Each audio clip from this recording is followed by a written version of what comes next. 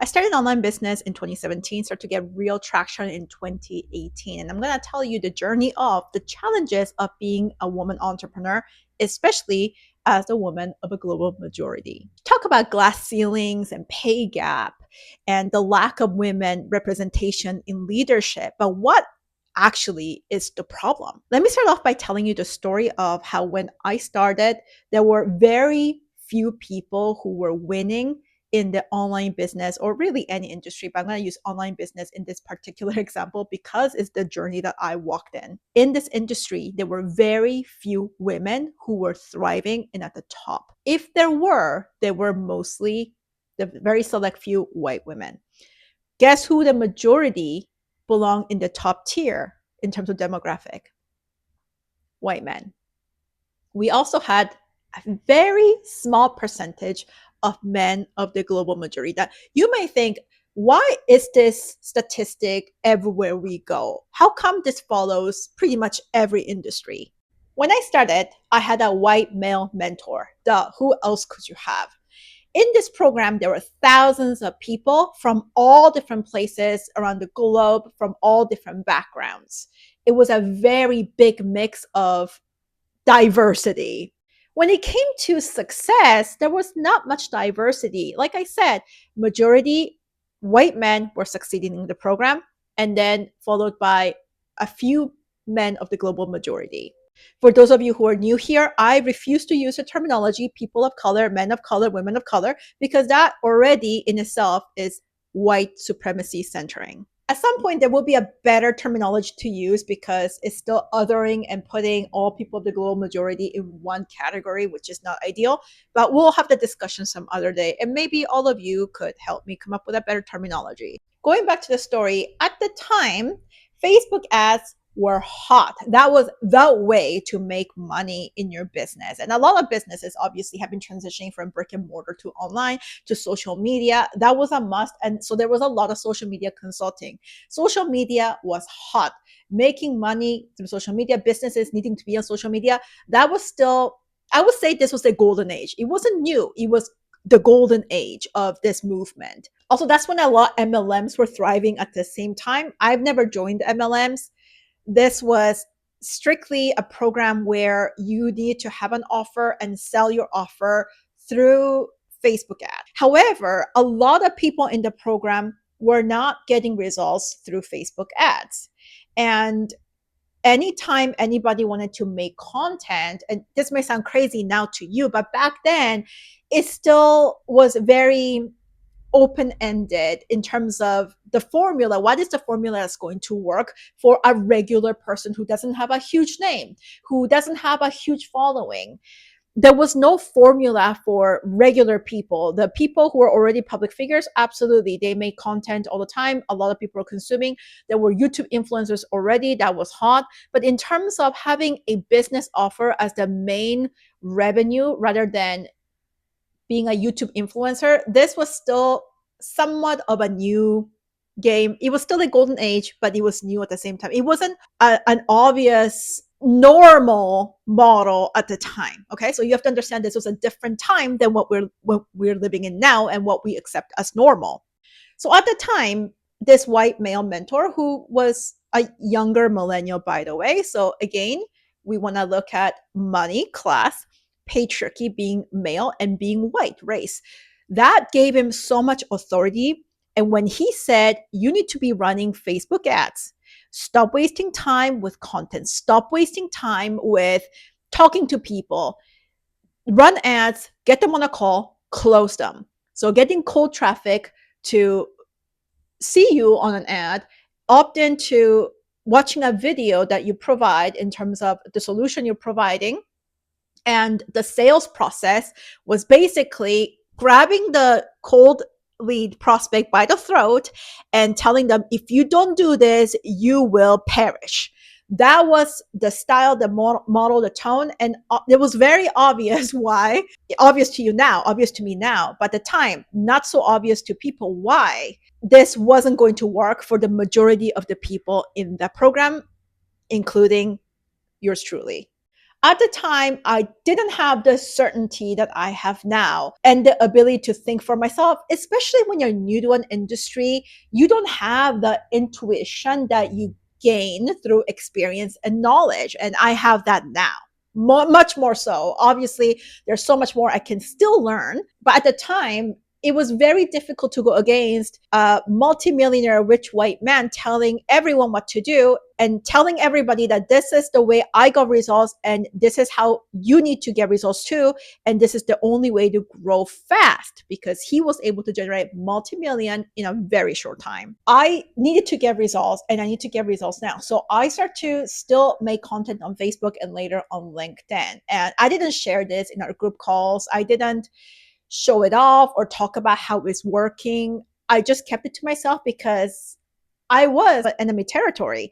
And if you're in business, majority of the cases when you're in networking groups and business mentorship, based on who the leader is and based on who's there, you will be in enemy territory. You're there to learn, and you can still get a lot out of it. And that's what I experienced. I still got a lot out of it, but I still knew I was in enemy territory. So I wasn't going to open my mouth and tell people that I was going against this white male that everybody was putting on the pedestal. So I went off and started making content. And that's when I started to see traction. That's when people start to want to work with me, were curious.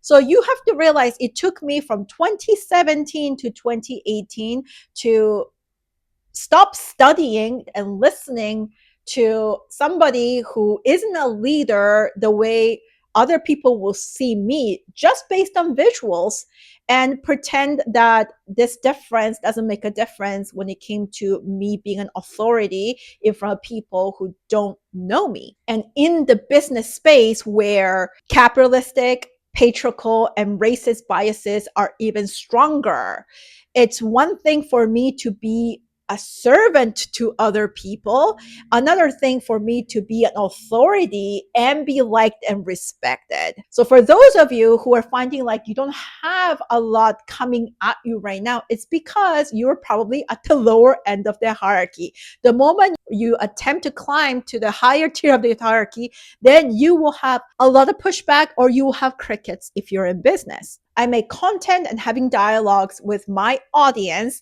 the priority for lead generation, because as you know, if you're in business, if you don't have leads, you don't have a business because you won't have revenue. My first year of being in this business, I still made 6 figures. But the growth wasn't like what many of these men and the privileged white women were experiencing. There's a second part to the story. So there was this younger man of the global majority. He was in his early 20s and he started posting on YouTube. And he was in the same program where the white man was saying, do not post content. It's an absolute waste of time.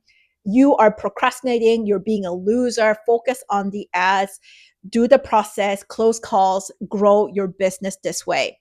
This guy, this young guy, went against it and he started posting on YouTube, and he had an extremely fast growth on YouTube and start raking in a lot of money. Now, here is where I want you to take a breather and be ready for the next part. This guy expressed that he did this, and a lot of people start following this young guy. Remember, young doesn't matter. Male matters. Male matters in terms of how much people see this person as an authority and as an alternate to the white man. If the white man strategy doesn't work and a man of the global majority can do it, then people are going to trust him. A, because he's a man. B, because he's the second option after a white man. And that's why we see the discrepancy tier at the top. White males are going to be the biggest group when it comes to thriving in business, and then men of the global majority, the select few. Everyone else who couldn't get results with the white man will then next go to the man of the global majority. What I really want you to pay attention to are the responses of people. So when the white man said, don't do this, and he was basically blocking people from getting results without knowing, without the intention of wanting to do that. Obviously, he wants his students to succeed because that's going to be his reputation. But for people who were getting results by doing what he told them not to do, they still put this white man on a pedestal. They still thanked him and were very, very grateful for everything. Like I said, I give him credit for the aspects that he really helped me develop. And I don't have ill feelings towards this man. What I want everyone to focus on are the responses of other people and how they responded, even when the white man gave bad advice. Ultimately, bad advice because it didn't help them get what they want. And he was doing his best, right? Because he knew the formula that he knew that worked and it was going to be the fast track to success. He's regarded as the goat, the man who's top of the game, who really knows what he's talking about. And then when he had this student, this young man of the global majority student who succeeded by making content, the white man swooped in and took credit for that. He's my student, look how he's doing so well. And then he said, oh, I realized that this is something that works now. Well, YouTube has been working for a really long time by then, right? YouTube had been working for a really long time, so this wasn't anything new.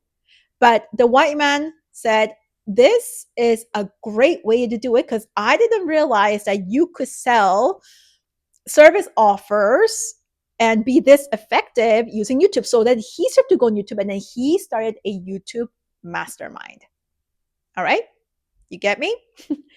The younger man, the man of the global majority, he just thrived on his own. And a lot of people who weren't getting results in this white man's group went over there and they start to basically do what he was doing. Now, here's the catch. For those of you who think, okay, yeah, this makes a lot of sense. This is a decision that I would make too if somebody is doing something different and alternative because the market changed. The market didn't change very much during that short time. What changed was the person. So the man of the global majority still had to add value through content. But a white man could target cold traffic close by being somewhat threatening. This is what we call authoritative, right? In leadership books too, that's what you will see, and get the millions of dollars of results. Now, how does that translate to someone like me and potentially someone like you? I had to work extra hard to show that I am capable of helping my clients because my clients were much more likely to throw money at the first two people, the two men, the white man and the man of the global majority. Dark skin doesn't matter, okay? Before they would consider me. Now, why would they choose me? No matter how much I knew and how good I was, they still needed me to be their emotional comfort woman. This is the business scape that you're dealing with, regardless of whether you are in corporate or in business. And let me reemphasize the fact that even when the white man makes a mistake, they did not ask him for a refund, at least the vast majority of people. He was still put on a pedestal and he was still the GOAT. I cannot afford to make mistakes. In fact, people expect me to babysit and coddle. And this was very obvious from the beginning. And if you're a woman in business, you know this is true for you too. And for those of you who are feeling threatened right now because you would have been somebody who would have worked with me, saw yourself as my ideal client, this is a time where we all have to realize why certain people make it to the top. Who's supporting them? Who's enabling them? Who's giving them a lot of tolerance? Not that we should stop tolerating people for regular human errors, but how come it isn't equal to when a woman makes human errors? Or even when a woman goes out of their way and works very hard to bring results. And why do we demand women to have to play that role? Why do we expect women professionals and entrepreneurs to babysit? Even when this man didn't give results, people still paid him high fees for the next level in case the next level was going to be better. Even if he made a substantial error and prevented people from getting results, it didn't matter. Next mastermind came along, people still paid him lots of money. And I'm going to tell you this. This was many years ago, 5 times more than what I charge my clients in today's dollars. And I am not undervaluing myself when I'm charging 5 times less. I understand how other people make decisions in terms of how they see my value, even though I can completely change their lives, even though I can tell them exactly what they need to work on based on their patterns, even though I am able to give them what none of those men could give my clients and help them move the needle where they're stuck, people will still not feel like I deserve to be paid equal, not more, equal to those men. This is the pay gap that we're actually experiencing. And every single person walking this earth is responsible for these unconscious biases. And this is the part where nobody wants to acknowledge because nobody wants to feel like they are oppressing other people. Everyone likes to feel like they are good people. Women want to feel like they have solidarity with women. And a lot of women also don't want to believe that they have racial biases, but everyone does. When I talk about this, then I become accusatory and negative. But let me tell you that while I was in that business group with thousands of people, some people wanted to talk about this stuff. And guess what they were told? They were told that the reason why you're not getting results is because you make excuses, completely erasing the fact that people's decision making have a huge impact when it comes to our business results. And we cannot afford to be abrasive and to be authoritative. What I teach you when it comes to social elegance is everything I had to practice to get to where I am. Day one, I was facing those biases and discrimination. And while you're in corporate, you're facing them too, but you don't feel it as much as when you're in business and you're facing the marketplace directly, because corporate shields you from the ruthlessness of the marketplace to some level. Because as long as you put your head down and you do the work, if you're a hard worker, at the very least, you'll still get paid a salary. Whereas in business, if you do that, if you don't do PR, marketing, and sales effectively, and wear the leadership brand that makes sense for other people when they see somebody like you will not eat. You will not pay the bills. You'll be out of business. And the moment people don't find you palatable, comforting, and easy, they'll ask for a refund. They will start some kind of problem. A lot of people would not dare to go against a white man, even when they're unhappy because they're scared. But they will go against a woman, especially a woman of the global majority. My first year, 6 figures, and my business has generated 7 figures already. Even this fact is very difficult for me to share because when a white man shares their business results, people look up to him. But when someone like me shares the results, people think of it as an opportunity, a challenge to take me down. The first thing people will think when they see a woman getting results isn't how did she do it when there are all these biases and counterforces. People immediately jump to the conclusion that I must have done something evil, or I scammed, or I must have used a hack. Not. She must be very good at what she does if she can overcome all those biases and create this kind of result. The statistic that came up in that white man's mentorship program was that no matter what program or mentorship he offered, 6% of the people got results. 6%. That means I am one of the 6% among thousands of people. I think there were 30,000 or more people in that program. So I am one of the 6% of the tens of thousands of people who are in the program. Yet, when I share my results, people don't jump to, how did she do it? I need to learn from her. The majority of the people think either, how can I be opportunistic and rip off what she has for free so I don't have to do the hard work? So they come to steal from me. Second, they think that I've done something bad. Or third, instead of being inspired, people become very competitive and hostile towards me. And this is why you will see less women succeeding, because ultimately we do need to sell our results, but it becomes very challenging when it's a woman talking about her results. And when I talk about social elegance and all the nuances, and I emphasize on needing to play soft power rather than the direct abrasive power for us women to succeed in our leadership positions, this is why.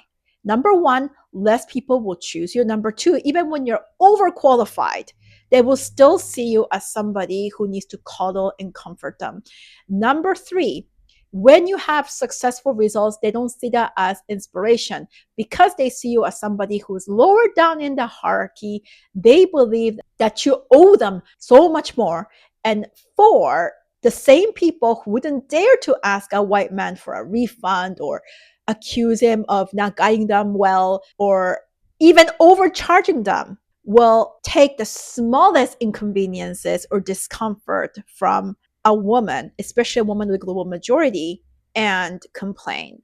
And fifth, the initial journey of when a client says yes. For a white man, he can convert cold traffic, see him as authority, and pay him even when they're emptying out their savings account and going in to get into debt because people have talked about this in his program. Whereas as a woman, especially a woman of the global majority, even when people have the money, they will see if they can pay you less than half of what you're asking.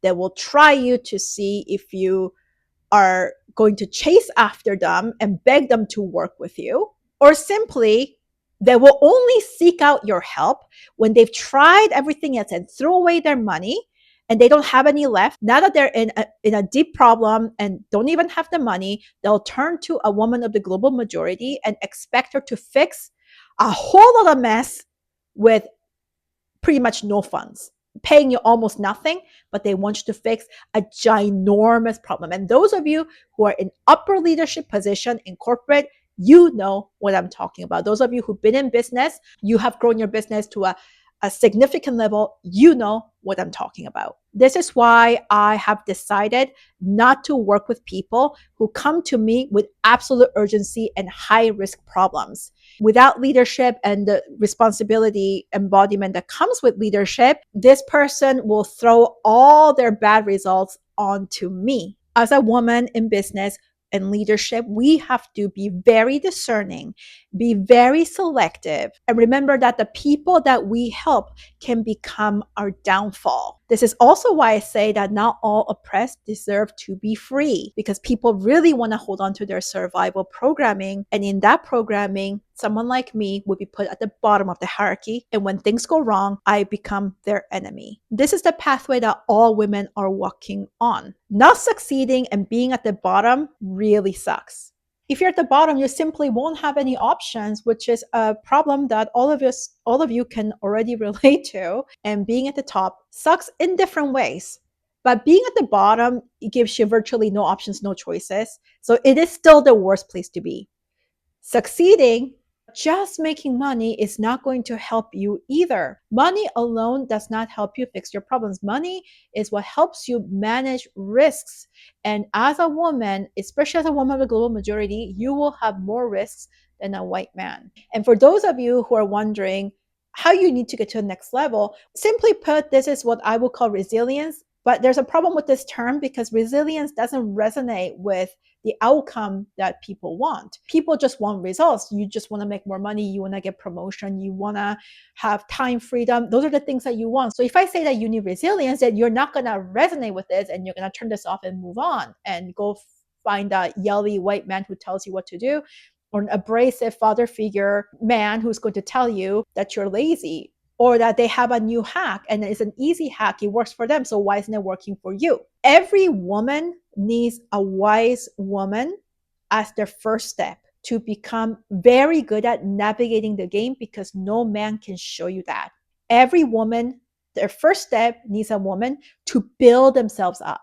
And once you have built yourself a lot of assets, so a lot of cards, then at that point, you need to be so good at the power games and the nuances of the leadership brand that works for you. And you become very persuasive and influential to the point that those who would have been your enemies, those who you would have considered your oppressors, now want to do business with you. This is the success track simplified. You need a woman who understands all the curves and nuances and the complexities of gathering leverage, becoming an asset, having a lot of cards. And you need to have a lot of this before you can potentially partner up with a white man or any type of very privileged person. The more oppressed you are, the more leverages and cards you need, and the more careful you have to be when playing them, because there are more trappings. People don't want you to succeed. People don't see you as somebody who makes sense, being in position of authority,